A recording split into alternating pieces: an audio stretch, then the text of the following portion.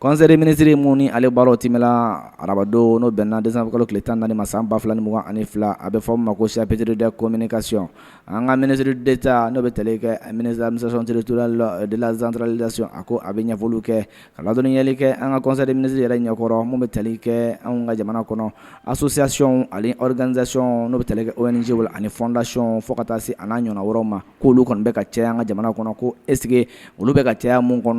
mun kɛ wa ka taa ka bɔ sariya sen dɔ fana kɔni kumaladon tɛmɛn'o la n'i ye k'a fɔ ma ko communiqué numéro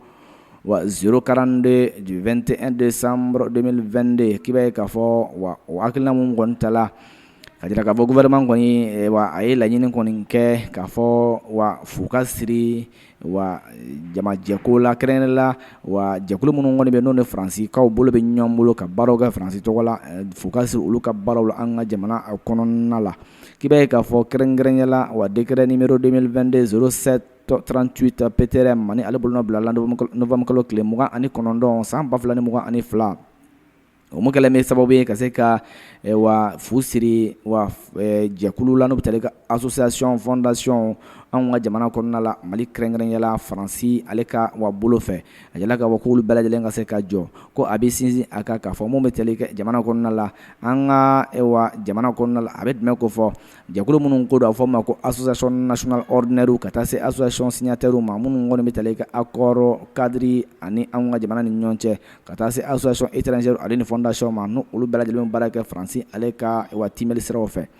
o hukumu kɔnɔna la ka sanga ni baaraw minnu bɛ tali kɛ ni hakilina tala ka fu sira ko la olu baaraw kɔlɔsili sen fɛ k'i b'a ye k'a fɔ mun bɛ tali kɛ commission min kɔni bilala n'o bɛ tali kɛ commission ni a bilala sen kan décision numéro 2022 00805 MATD SG ni ale bolo bilala novembre kalo tile 15 san 2022 ale ka kɔlɔsiliw de sen fɛ ninnu ko kɔni a jaabiw bɔla k'i b'a ye k'a fɔ sa jaabi minnu k'u kɛrɛnkɛrɛnnenya la commission ka baara la k'a kɛla sababu ye ka se ka wa jɛkulu n'o bɛ tali kɛ association na 294 ko de sɔrɔ organisation non gouvernementale ale ni fondation ni a ɲɔgɔnna wɛrɛ o bɛɛ lajɛlen faralen ɲɔgɔn kan o la ko commission fana ko a bɛ ka laɲini minnu kɛ ka se ka lajɛw kɔni kɛ cogo min na ka kunnafoniw di kɛ ka se ka a fɔ ma ko décret d'interdiction i b'a ye k'a fɔ wa o ɲɛfɔliw kɔni kɛ maaw ye a kɔnɔna kuma bɛ kuma mun ni mun kan wa o bɔlen kɔ tuguni mun bɛ tali kɛ wa anw ka jamana kɔnɔna la ka wa fɛlɛw bila sen kan fɛlɛw minnu bɛ kɛ sababu ye tuguni ka se ka bɛɛ lajɛlen jɛ a ko ma jamana ɲɛmaaw ye fɛn mun kɔni fɔ baaraw ka se ka kɛ o bonya kɔnɔna la Mali fana ka se ka bonya a ka hakilina kɔnɔna la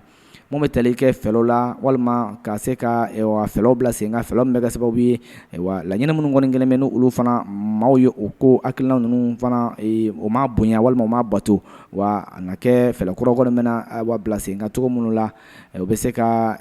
maa wɛrɛw da don kuma in na cogo min na wa laɲini minnu kɛlen bɛ an ka jamana fɛ jamana ka se ka bonya a ka jamanaya kɔnɔna la olu ka se ka timɛ Bamakɔ décembre kalo tile 14 san 2022 secrétaire général du gouvernement Mahamadou Daɲo officier de l'ordre national ale bolo bɛ sɛbɛn in na